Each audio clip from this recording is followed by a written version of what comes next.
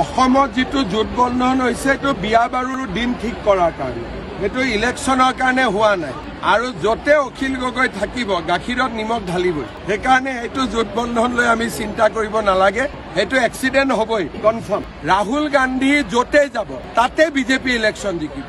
আৰু এই কথাটো মই বিহাৰত কৈ আহিছিলোঁ যে ৰাহুল গান্ধী হ'ল বিজেপিৰ আটাইতকৈ ডাঙৰ ষ্টাৰ কেম্পেইনাৰ। যদি ৰাহুল গান্ধী আহি যায় বিজেপি জিকাটো পাক্কা হৈ যায়। আমি 100% জিকি যাম যদি ৰাহুল গান্ধী আহে। অসমত যেটো জোটবন্ধন হৈছে এইটো বিয়া বাৰুৰ দিন ঠিক কৰাৰ কাৰণে, এইটো ইলেকশ্যনৰ কাৰণে হোৱা নাই আৰু য'তে অখিল গগৈ থাকিব গাখীৰত নিমখ ঢালিবই। সেইকাৰণে এইটো জোটবন্ধন লৈ আমি চিন্তা কৰিব নালাগে, সেইটো এক্সিডেণ্ট হ'বই কনফাৰ্ম। ৰাহুল গান্ধী য'তে যাব তাতে বিজেপি ইলেকশ্যন জিকিব।